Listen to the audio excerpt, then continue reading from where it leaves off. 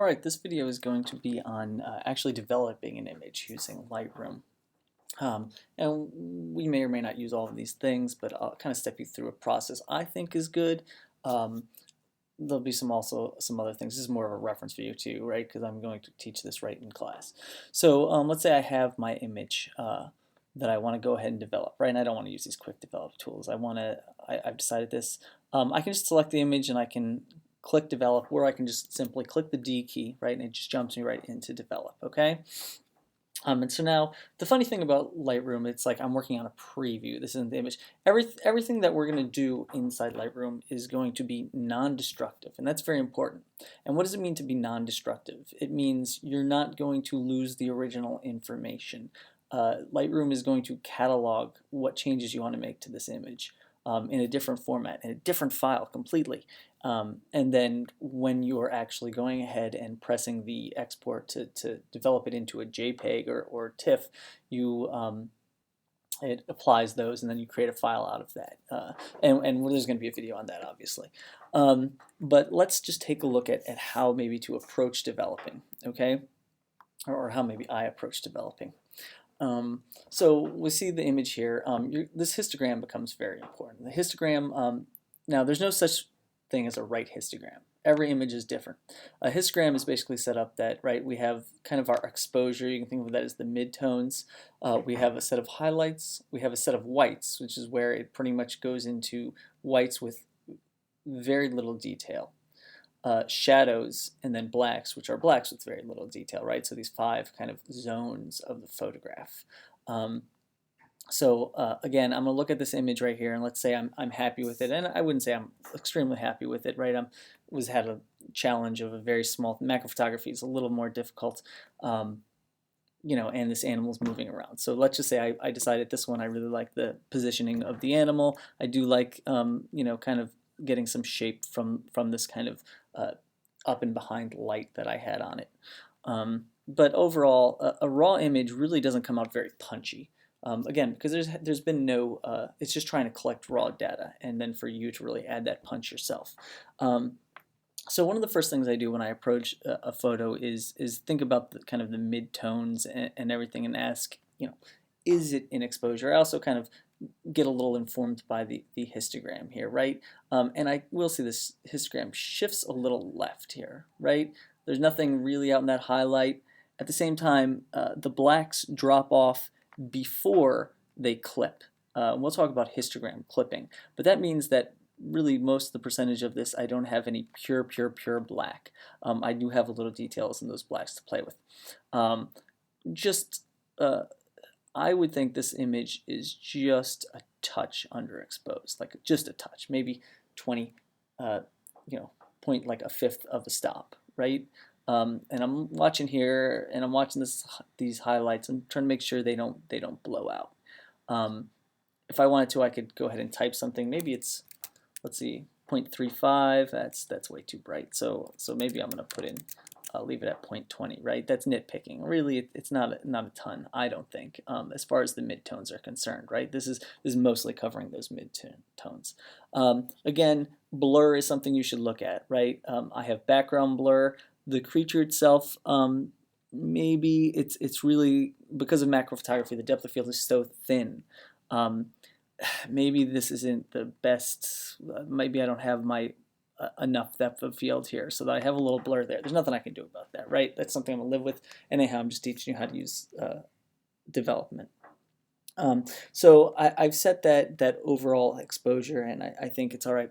Next step I like to do is, right, I kind of follow what the order that it is in Lightroom, right? So white balance.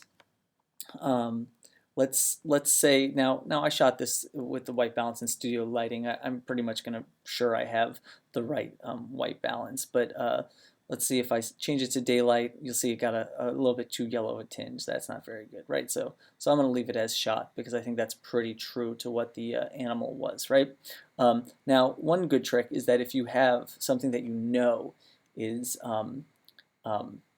pretty much white in a photo or gray in a photo, and there's no cast or anything, you can click on this and click somewhere as the target neutral, and that will really help do your change your color balance. So if you see that, that's not neutral, that has some brown to it, and it kind of brought this in. Other things that you can do, so I'm going to go ahead and Command Z out of that, or I could have went back to as shot. I mean, this might be a little warm because there's some things going on in the studio, so I might just pull back into the blue. These tints, I don't think there would be any tint. If anything, it would be that I know my studio walls had a little bit of a yellow shape to it. So yeah, I'm actually more happy taking a little bit of that yellow and going towards the blue end of the spectrum. So that's white balance. From there, what I prefer to do is then to switch over to black and white. And I do this because color can mislead you in a lot of ways for figuring out the different tonality, right? So we're looking for contrast, we're looking for tonality. And really that means just the differences between lights, midtones, and darks, right? So I switch it over using this treatment to black and white to start then playing with these things right here. Now I will have given you a sheet that has someone else's what they call booster settings. Raw is pretty flat when you get it out, and so you want to pop it up. So I like to just real quick, and now you could build a preset, and so you just click a button and it brings it out, but I'll just show you how to manually do this for now. So I'm going to go ahead and just click in, and I'm going to add a contrast of 10, highlights of -25, shadows 10, whites 10, blacks -35, clarity 10, and well, you can't be in black and white for this, so I'm going to go ahead and, because this won't affect the black and white, but I'm going to go ahead and put these in while I'm automatically changing the settings, right? So now I'm going to go back to black and white, and look at this now. Now we can see the difference that made. Like right now, maybe you didn't notice that difference as I was doing it, but I can't look at it in black and white. This is the problem with this one. This is one reason I don't like this, is that we can actually see the difference between what we applied and how we're changing it. And we simply do that by hitting the backslash key. So you'll notice, you'll see this, look up in the top right corner, you'll see before. That means like when it came right out of the camera, this is what it looked like. And now with all my settings, you'll see you can actually see an appreciable difference, right? It's best to do it this way because of, well, there's a psychological phenomenon known as change, or perceptual phenomenon known as change blindness. But you'll see, like there's a pretty big difference between those two images, and you may not think it. It's got some nice contrast and things like that. Now, if I want to further refine it, again, stick it back in black and white, and I kind of work through it through these right here. I like to set the black point. So right now you see the way I've changed it, the black point actually now I start to have a lot of clipping. If you notice, I'm mousing over these blacks, and now you're starting to see everything that's highlighted blue means that is pure black. There's not a single piece of detail in that black. And that might not be what you want, and that's because when I went into these blacks, I made it more towards black and -35, and you see I can kind of start getting rid of that. I don't have any pure blacks. I should have pure blacks. Let's see what's going on here. Okay, so you have to actually mouse over the triangles actually. I was kind of over here once you get it, to see where the pure blacks are. I'm fine with these places going to pure black. It's pure shadow. So, and there is clipping. It's fine to have clipping if that's your intention, right? It's really a choice. Then we're going to go back up to the white point, right? We're trying to figure out where this. Now, right now I don't have any clipping, right? So if I really wanted to push it a little bit, I can push these whites even more towards white. I still don't really have much clipping. See, but you'll notice how it changes it, and it looks kind of ugly. So we don't want to go too big. Let's. I'm just going to leave it, pretty close to where we set it in the beginning, 15. The image doesn't have to have pure white, right? An image doesn't have to have pure black. It goes on the image. But 15 seems pretty good to me. Then the shadows. So the shadows should have details, right? These are our shadows right here. So if you notice, you can kind of see what happens as I move this around, right? And how much details am I going to put in the shadows? And it does affect your blacks a little bit, right? That's why you kind of set the blacks first. And so maybe I do want to start pulling some detail back out, but the less shadows, when I take away shadows, I'm starting to take away some contrast, right? So we do need shadows. Shadows create form, right? Light and shadows work together to create form. If there was only one or only one or the other, there would be no form, right? So I'm just going to leave shadows. Yeah, I'll leave them just at the plus 10 that we had them. I'm fine with that. I don't really need to mess around with those. And the last thing is just these highlights right here, right? So again, it comes down to how much detail are you pulling out or taking away, how much contrast are you adding. I'm gonna jack them up. Yeah, I'm gonna leave them right about here, just to see that, right? Switch back to color, kind of look at where I'm at. Now that I switch back to color, now I have to take into account the color information, and maybe now I'm not happy with those highlights. So maybe I'll back those back off or something. Maybe same with the whites. I'll back them just a slight off.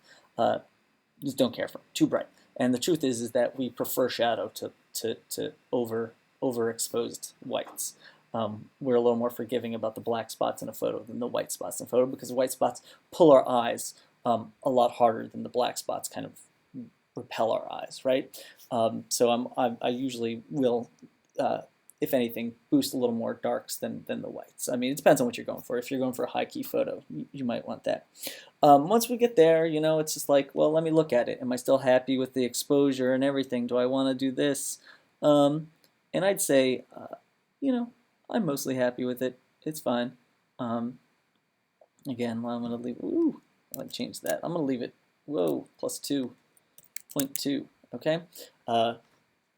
And I'm fine with this, right? From there, because I already set these in here, I don't have to really do much.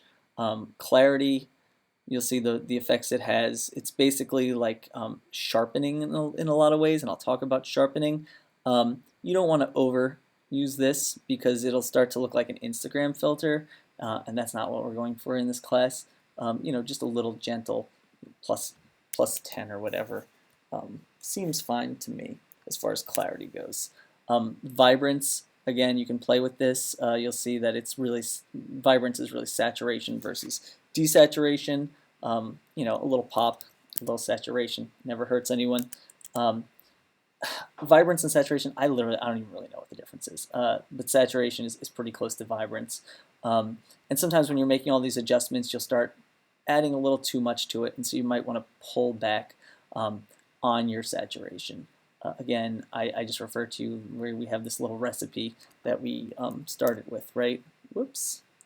And so I'm going to leave this at -5, and I'm fine with it. Now you could play with these, and it really comes up to you. But the one thing is you don't want to use way too much clarity or vibrance, so you'll kill things. Or saturation. Either of these, you know, use with caution.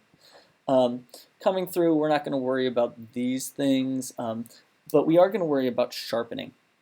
And while clarity kind of helps with the sharpening, the thing is, digital images are naturally soft a little bit as the camera takes them when they're raw. When you convert them right to JPEGs in the camera, they'll add like a passive sharpening, and all this just means is kind of the physics of how these cameras, these sensor cameras work. We need to basically go in and make their circles of confusion a little sharper for resolving for when we print. So I don't want to add much here. Generally, a good recipe I use is I'll usually boost this up to 100. I use a radius of 1 always, and detail, you know, somewhere in this range. 25 sounds good. Masking, leave it at 0. And we could explore what these mean. You can Google what all these things mean, but I'm just going to say let's use a recipe, and let's mostly stay with around this as your base. From there, we could say you took ISO, high ISO image. This noise reduction will help you start pulling out some of those. It actually blurs a little, so like it's like the opposite of the sharpening. That if you wanted to hide some of the graininess of your high ISO, again, it's one of these use with caution things. An interesting thing we have here is lens corrections, and I think this will, based on your camera and your lens combination, uh, be able to fix your lens if it has a natural fish, kind of a barrel distortion. Um, sometimes it's just nice to get your say like a very wide lens. You'll also often wind up with barrel distortion. Let the Lightroom automatically fix that for you, and it usually knows a lot of cameras lenses. So if you it's not picking up my lens. I think it should usually pick up your lens from your metadata, but maybe not. So you would pick that lens, and it will help you fix any kind of like, by barrel distortion, I mean it would, if something was like straight up and down, you'll see it kind of bow out. That's barrel distortion. So if you notice those, this stuff we would just largely ignore. And that is a very long image video on just developing the image. There are other things within here. Where we can go individually and brush out, clone things. We're not going to do that for this class, right? We're doing everything as shot. Red eye correction, obviously it's for red eye correction. Again, these things masking, say we had, like this is really hot over here up top, you can't see me pointing at the computer, and say we're outside and the sky was dark, we could add, say, like a slightly different exposure up top than down bottom using these maskings. And this is another mask where we actually can paint it in differently. So again, we are not going to use likely any of these tools right here. There is a crop tool as well here, which is we're not going to really use for this class, and maybe I'll make a different video because this one's gone on too long. All right, bye.